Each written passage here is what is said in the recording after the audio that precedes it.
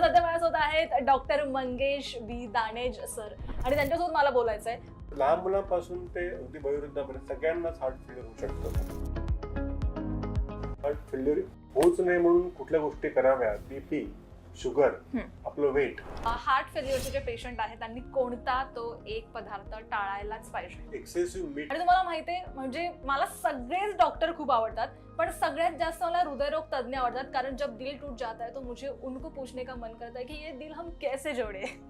So सध्या माझ्यासोबत आहेत डॉक्टर मंगेश बी दानेज सर आणि त्यांच्यासोबत मला बोलायचं आहे. मी कधीपासून त्यांच्यासोबत बसलीये, कधीपासून मी त्यांना विचारते की सर तुम्ही काय करता एक्झॅक्टली. मला त्यांच्याबद्दल सगळं माहिती आहे, पण आता तुम्ही मला बघताय. सो मला सर तुम्हाला सांगायचं आहे की प्लीज तुमच्याबद्दल जे काय असेल ते आमच्या व्ह्युअर्सला एकदा सांगा. नमस्कार, मी डॉक्टर मंगेश दानेज. मी कार्डिओलॉजिस्ट आहे आणि मी पुणे येथे गेल्या 12 वर्षापासून ॲज अ कार्डिओलॉजिस्ट म्हणून प्रॅक्टिस करत आहे. माझं स्वतःचं क्लिनिक आहे पानेर येथे आणि त्याच्यामध्ये मी बेसिक इन्व्हेस्टिगेशनपासून ॲडव्हान्स सगळ्याच तपासण्या करतो. माझा मेन फोकस असतो पेशंट हा पूर्णपणे बरा व्हावा आणि परत परत त्याला माझी गरज पडू नये. थोडक्यात माझा पेशंट माझ्याकडे एकदाच आणि कायमचा येऊन बरा व्हावा. आपल्या गप्पांमध्ये आपल्याला कळेलच थोड्या छोट्या गोष्टी किती महत्त्वाच्या असतात ते. येस सर, आपण हार्ट फेल्युअर बद्दल बोलणार आहे आणि जेव्हा हार्ट फेल होतं ना तेव्हा लोकांना असं वाटतं की हे पूर्णपणे काम करणं थांबलंच आहे. सो हा एक गैरसमज आहे की हे बरोबर आहे, याबद्दल तुम्ही काय सांगा. हृदय हे एक पंपिंग करणारं ऑर्गन आहे आणि आपलं पंपिंग हे एका रेंजच्या मध्ये म्हणजे 55 ते 80% ह्या रेंजच्या मध्ये असेल तर आपण त्याला नॉर्मल पंपिंग असं म्हणतो. आणि जर हे पंपिंग 55च्या खाली जर गेलं कुठल्या कारणामुळे तर आपण त्याला सिस्टॉलिक हार्ट फेल्युअर असं म्हणतो. आणि कधी कधी जर पंपिंग हे नॉर्मल असून सुद्धा जर ते स्टिफ असेल तर आपण डायस्टॉलिक हार्ट फेल्युअर असं म्हणतो. त्याने सुद्धा पेशंटला तितकाच त्रास होऊ शकतो. आणि आपण जे मोस्टली ऐकतो ते आपण हार्ट अटॅक संदर्भात ऐकत असतो, पण हार्ट अटॅक इतकाच हार्ट फेल्युअर हाही आजार तेवढाच महत्त्वाचा आहे आणि त्याच्याविषयी सुद्धा आपण वेळोवेळी काळजी घेतली पाहिजे. ओके, आता सर हार्ट फेल्युअर बद्दल तर आपण बोललो, पण जेव्हा हार्ट फेल्युअरचं निदान होतं त्यानंतर पेशंटची आधीची लाईफ ही वेगळी असते आणि त्यानंतरची लाईफ वेगळी असते का, की त्यांना त्यांच्या जीवनशैलीमध्ये बदल करावे लागतात, किंवा असा काय त्यांच्या जीवनशैलीमध्ये बदल होतो किंवा चेंज होतो. To put in very simple term, एका गोष्टीचं उदाहरण मी देईल. आधी पेशंट हा काट्याकुट्याच्या वाटेवर असतो म्हणून त्याला काटा टोचतो. मग मी त्याला एका हायवेवर नेऊन सोडतो. मग ती त्याची इच्छा की हायवेवरून चालायचं की परत काट्याकुट्यातून चालायचं, ती त्याची. सर हार्ट फेल्युअर आता पेशंटला कळलंय, त्यानंतर त्यांच्या फॅमिलीला पण कळतं आणि फॅमिली पॅनिक मोडमध्ये येऊन जाते की मग यांना खूपच जास्त सोयी सुविधा दिला पाहिजे किंवा मग बेड रेस्ट दिला पाहिजे. सो मला वाटतं की प्रेमापोटी ना लोक चुका पण भरपूर करतात. सो जेव्हा हार्ट फेल्युअरचं निदान जेव्हा होतं आणि पेशंट जेव्हा घरी येतो तेव्हा तुम्हाला काय वाटतं की त्यांच्या फॅमिलीकडून अशी कोणती चूक होते जी त्यांनी खरं तर टाळायला पाहिजे. येस, ॲक्च्युली फॅमिलीचा हा खूप मोठा रोल असतो एका हार्ट फेल्युअरच्या पेशंटच्या केअर करण्यामध्ये. कारण की आम्ही खूप गोळ्या लिहून देतो. म्हणजे हार्ट फेल्युअरच्या पेशंटला नको नको होते त्या गोळ्या खाताना. आणि इन्व्हेस्टिगेशनची लिस्ट पण फार मोठी असते. तर ती इन्व्हेस्टिगेशन त्या वेळेला करणं, त्या गोळ्या त्या वेळेला देणं आणि प्रामुख्याने मी भर देतो डाएटवर सुद्धा. तर त्या डाएटला त्या पेशंटला त्याला आवडेल अशा पद्धतीत देणं, ह्या गोष्टींना खरंच फॅमिलीला एक मोठा रोल दिलाच पाहिजे. अगदीच सर, आणि फॅमिली तर काळजी घेणारच आहे, पण हार्ट फेल्युअरचे जे रुग्ण आहेत, जे पेशंट आहेत, त्यांनी कोणत्या त्या 3 गोष्टींची काळजी घेतलीच पाहिजे असं तुम्हाला वाटतं? माझ्या मते हार्ट फेल्युअरच्या रुग्णांनी काळजी घेतलीच पाहिजे, पण हार्ट फेल्युअर होऊच नये म्हणून कुठल्या गोष्टी कराव्या तर आपल्या बीपी, शुगर, आपलं वेट यांना कंट्रोल मध्ये ठेवणं ही पहिली गोष्ट. दुसरी गोष्ट, एक प्रिव्हेंटेबल इन्फेक्शन जे असतात त्याला आपण वॅक्सिनेशनने प्रिव्हेंट करू शकतो. तर त्यांना आपण त्या वेळेला घेतलंच गेलं पाहिजे. एस्पेशली नाव घ्यायचं झालं तर शिंगेल्स, ज्याला कॉमन भाषेत म्हणतात, किंवा नागिन असं म्हणतात मराठीमध्ये, तर त्या आजाराचा सेकंड पीक जो येतो लाईफमध्ये तर तो वयाच्या 50च्या नंतर येतो. कधी कधी तो 40च्या आसपास पण येऊ शकतो. आणि ज्यांना इम्युनोसप्रेस किंवा स्ट्रेस फॅक्टर्स असतील तर त्यांना तो वयाच्या 35 मध्ये, 40 मध्ये, 45 मध्ये सुद्धा येऊ शकतो. तर या शिंगल्समध्ये हृदयाचे विकार हे वाढतात, इन्क्लुडिंग हार्ट अटॅक ॲज वेल ॲज हार्ट फेल्युअर ऑल्सो. त्या शिंगल्सला आपण आनंदाची बाब म्हणजे प्रिव्हेंट करू शकतो. मग ज्यांना शिंगल्स लहानपणी झाला होता त्यांनी सुद्धा ती लस घ्यावी का, तर हो, त्यांनी सुद्धा ती लस घ्यावी. कारण की लस घेतल्यामुळे जी एक डिॲक्टिव्हेटेड किंवा किल्ड व्हॅक्सिन असतं त्याने कुठलाही सेकंड इन्फेक्शन होत नाही, उलट आपली इम्युनिटी बूस्ट केली जाते आणि त्याच्यामुळे आपल्याला जर पुन्हा भविष्यामध्ये त्या गोष्टी होणार असतील तर त्या प्रिव्हेंट होतात. कॉम्प्लिकेशन पेक्षा prevention is better. Correct. So आपल्या बीपी डायबिटीसला, आपल्या वेटला कंट्रोलमध्ये ठेवणं, आपलं जेवण, व्यायाम आणि निद्रा यांना कंट्रोलमध्ये ठेवणं आणि ह्या व्हॅक्सिन सारख्या गोष्टींना आपण एक आपल्या रुटीनचा भाग बनवणं हे अतिशय महत्त्वाचं.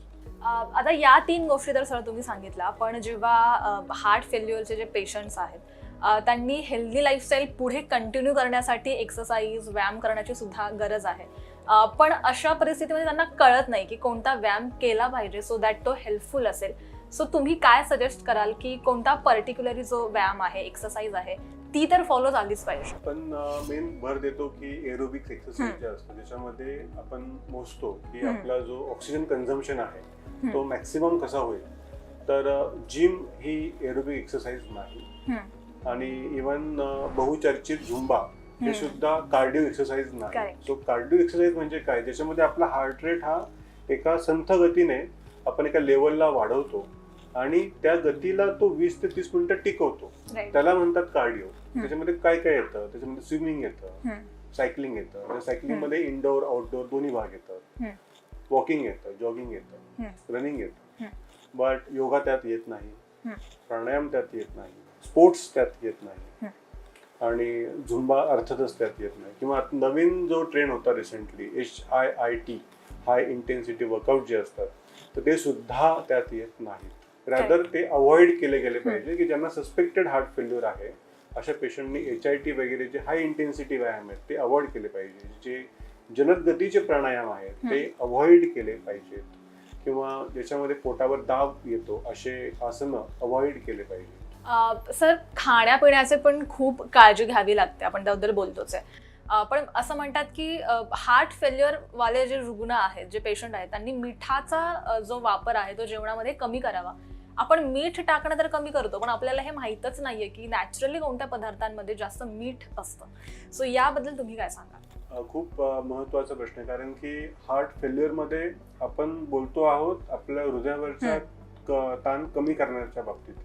तर आपण जी इव्हन मेडिसिन सुद्धा यूज करतो ती आपल्या बॉडीतून सॉल्ट आणि वॉटर फेकण्यामध्ये हेल्प करतात. सो सॉल्ट एकीकडे आपण जर फेकणारच आहोत तर ते न घेतलेलंच बरं, राईट. सो एका लेवलपर्यंत आपण सॉल्ट नक्कीच कमी केलं पाहिजे, पण त्या लेवलपेक्षा खाली जर गेलो तर मात्र मग त्याचे उलटे परिणाम येतात. तर तुम्ही अगदी पर्टिक्युलर बोललात तर सोडियम हे सॉल्ट 2.5 ग्रॅम पर्यंतच कमी करता येईल किंवा सोडियम क्लोराईड म्हणजे आपलं कॉमन सॉल्ट हे 5 ग्रॅम पर्यंत कमी करता येईल. आणि आपलं सध्याचं इंडियन डाएट असतं ते 10 ग्रॅम आपल्याला सॉल्ट येतं. त्याच्यात तुम्ही जर लोणचं, पापड, चटणी, ठेचा हे ऍड केलं तर ऍडिशनल 5 ग्रॅम. आणि तुम्ही जर ब्राऊन ब्रेड किंवा तुम्ही एकंदरीतच बेकरीचे पदार्थ ऍड केले तर त्याच्यात ऍडिशनल 5 ग्रॅम तुम्ही ऍड करू शकता. सो ऑल दिस थिंग्स जी ऍडिशनल सॉल्ट येतात ती तर बंदच करायची आहे. तर तुम्ही तुमच्या नेहमीच्या जेवणात सुद्धा इंडियन पद्धतीचं जे जेवण आपण करतो त्याच्यात सुद्धा निम्म्यापर्यंत तुम्ही सॉल्ट कमी करू शकता.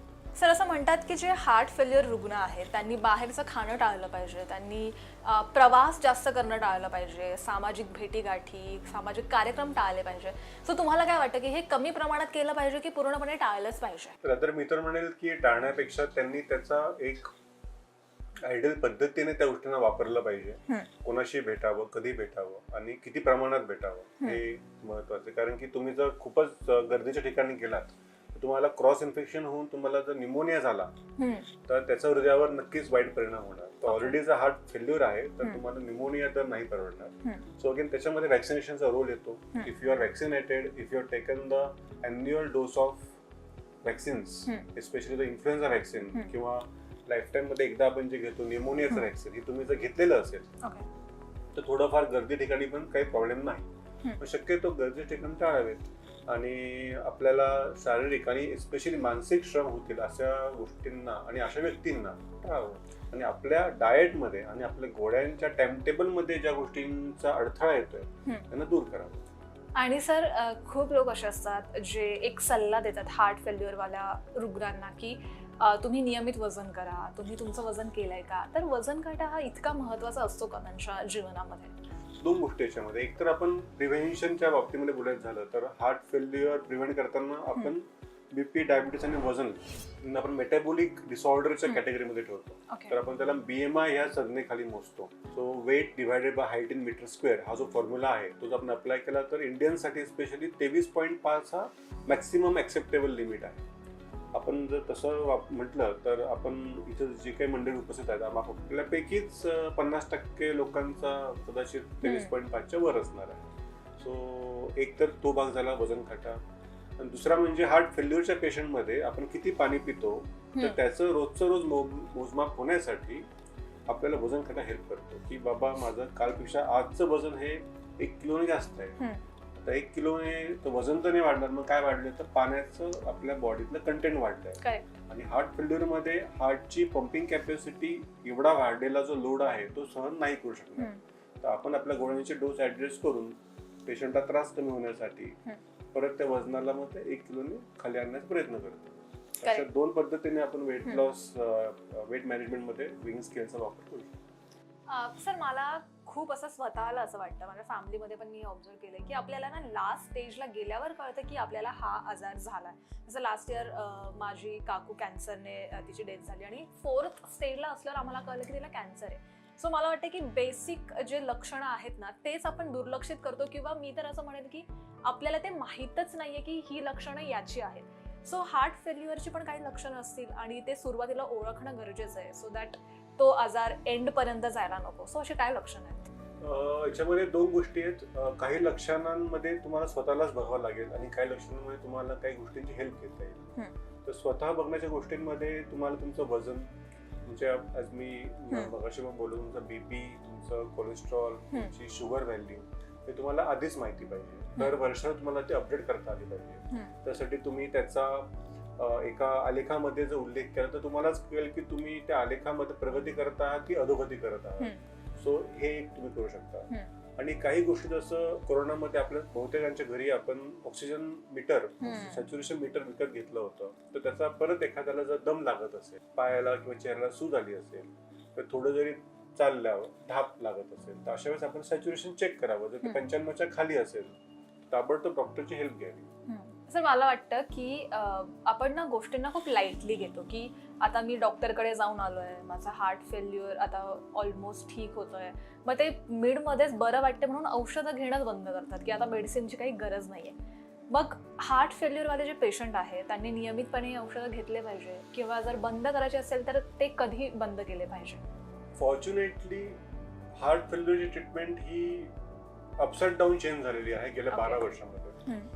12 वर्षांपूर्वी आमच्याकडे अशी काहीच मेडिसिन नव्हती की जी हार्ट फेल्युअर वर टार्गेट केली गेलेली आहे. त्यामुळे एक हार्ट ट्रान्सप्लांट सोडलं तर दुसरं फक्त मग रिस्क फॅक्टर मॅनेजमेंटच होती. म्हणजे बीपीला कंट्रोल ठेवणं, शुगरला कंट्रोल ठेवणं किंवा किडनीला जास्तीत जास्त प्रोटेक्ट करणं सो दॅट की इव्हेंच्युअली हार्ट फेल्युअरच्या पेशंटला किडनी पण डॅमेज होत असते. पण one after another every year नवीन ऍडव्हान्स मेडिकेशन ऍड होत गेली. फॉर्च्युनेटली त्यांचं पेटंट संपल्यावर त्याच्या किमती पण खाली आल्या. काही अजूनही मेडिसिन्स आहेत त्यांचे किमती अजूनही काय आहेत.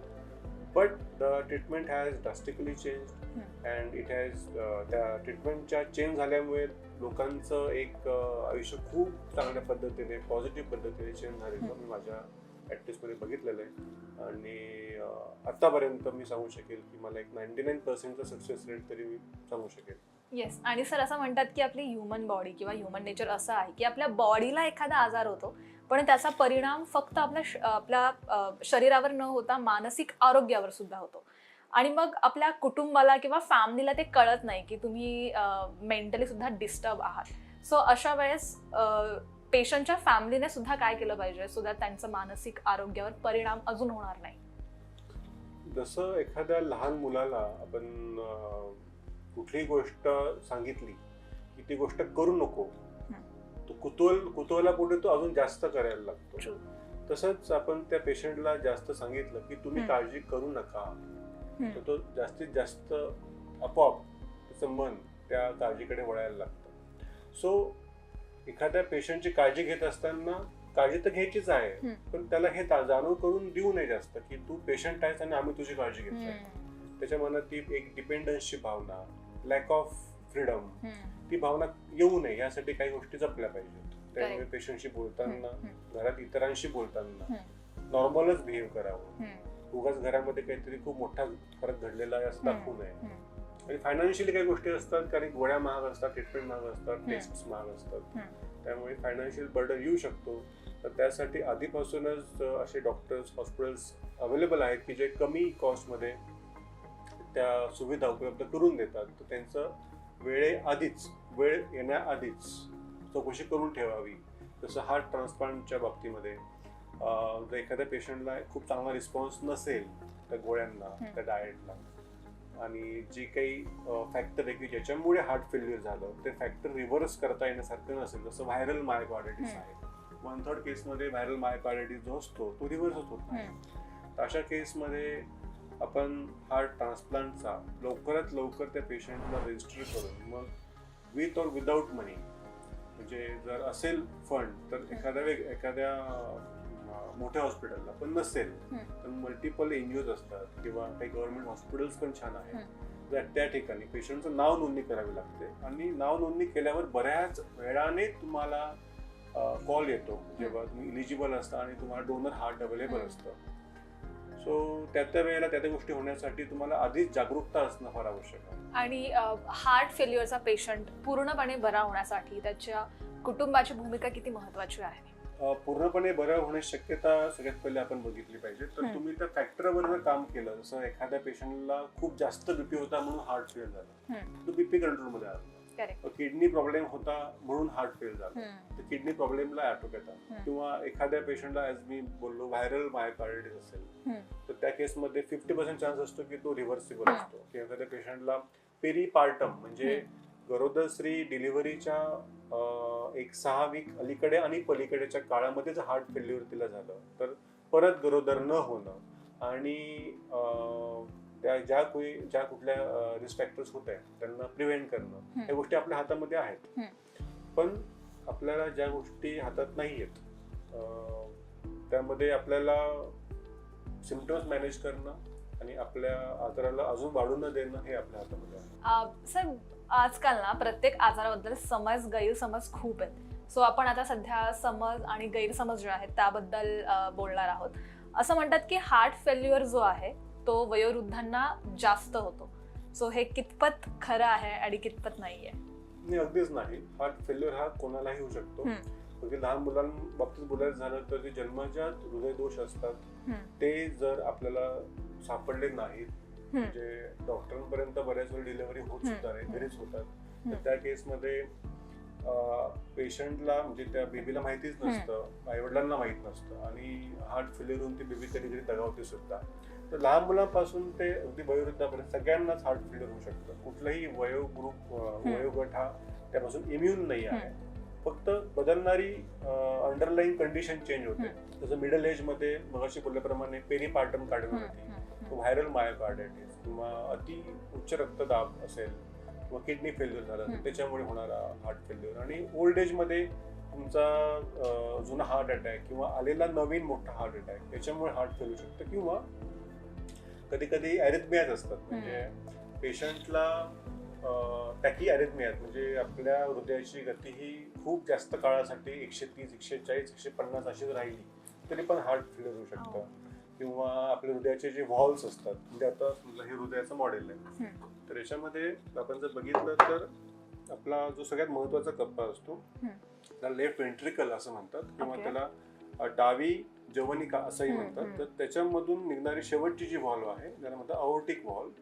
तर ही त्रिदलीय अओर्टिक व्हॉल्व 1-2% लोकांमध्ये द्विदलीय असते आणि त्याच्यामुळे ती बारीक होण्याचा धोका वाढतो. आणि अशा पेशंटमध्ये वयाच्या 50 पासूनच अतिशय झपाट्याने ती जर बारीक बारीक होत गेली तर तिथून रक्त पुढे जाण्याची जी प्रक्रिया आहे तिला अडथळा आल्यामुळे त्याचा दबाव हृदयावर पडून हार्ट फेल होऊ शकतो. तर मग त्या गोष्टी आणि काही जे क्रॉनिक स्मोकर्स असतात, 30-40 वर्ष स्मोक केला आहे किंवा त्यांच्या कामाच्या जीवनामध्ये त्यांनी कुठल्या फॅक्टरीत काम केलं आहे, कुठल्या माईनमध्ये कोल माईन वगैरे काम केलं आहे, तर त्याच्यामुळे त्यांच्या लंग्सला डॅमेज होऊन त्याचा पण परिणाम हृदयाच्या उजव्या कप्प्यावर म्हणजे उजवी जवनिका ह्या कप्प्यावर होऊन ते फेल होऊ शकतं. सो डिपेंडिंग ऑन आपण अंडरलाईन कशाविषयी बोलतो आहोत, पेशंट हा लहानपणापासून ते वृद्धपणापर्यंत कुठल्याही वयोगटात असू शकतो.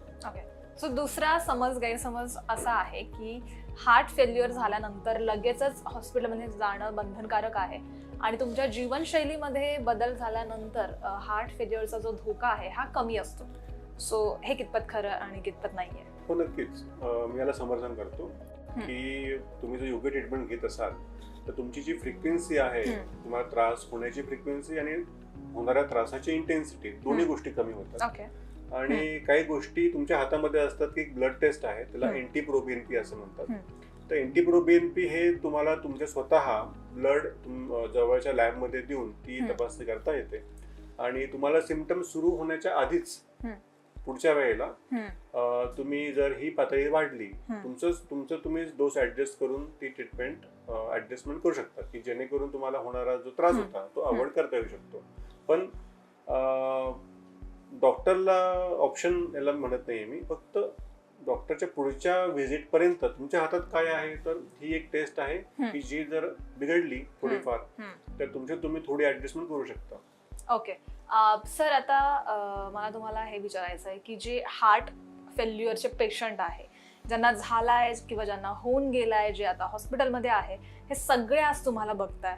सो तुम्ही तुमच्या साईडने एक हृदयरोग तज्ञ म्हणून त्यांना काय तो मोलाचा सल्ला द्याल किंवा काय सांगाल? मी एवढंच म्हणेल की आलेली वेळ म्हणजे चांगली अथवा वाईट ही कंटिन्यू नसते, तर आपण आपल्या वेळेचा सदुपयोग करावा आणि जरीही वाईट आपल्या हेल्थमध्ये घडलं असलं, आपल्या हृदयाची पंपिंग कमी अथवा आपलं हार्ट फेल्युअर झालं असलं, तरी सुद्धा योग्य उपचार आणि योग्य आहार आणि एकंदरीत योग्य इन्व्हेस्टिगेशन्स करून मेन कॉजवर आपण जर काम करू शकलो तर यातून परमनंट क्युअर बऱ्याच वेळेला पॉसिबल असते, पण नाही जरी झाली तरी कंट्रोल नक्कीच करू शकतो.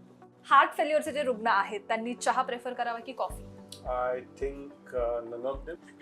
हार्ट फेल्युअरचे जे रुग्ण आहेत त्यांना विमान प्रवास करता येतो का? ऑफकोर्स येस, अनलेस त्यांना त्रास होत नाहीये, दम लागत नाहीये, सॅच्युरेशन त्यांचं 99% किंवा 98% असं आहे, नक्कीच करता येईल.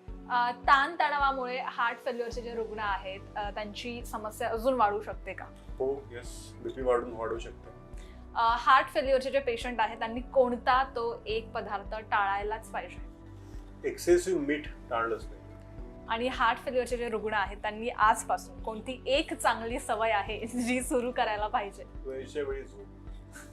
सो आपण गप्पा मारल्यात डॉक्टर मंगेश दाणेज सर यांच्यासोबत आणि मला वाटते की हार्ट फेल्युअरचे जे रुग्ण आहेत किंवा जे हॉस्पिटलमध्ये सुद्धा आहेत त्यांना बऱ्याच गोष्टी तुमच्याकडून कळल्या आहेत आणि अजूनही तुम्हाला त्यांच्यासोबत काही बोलायचं असेल, काही सांगायचं असेल तर कॉन्टॅक्ट नंबर आम्ही शेअर करतोय आणि तुम्ही येऊन एकदा व्हिजिट नक्की करू शकतात.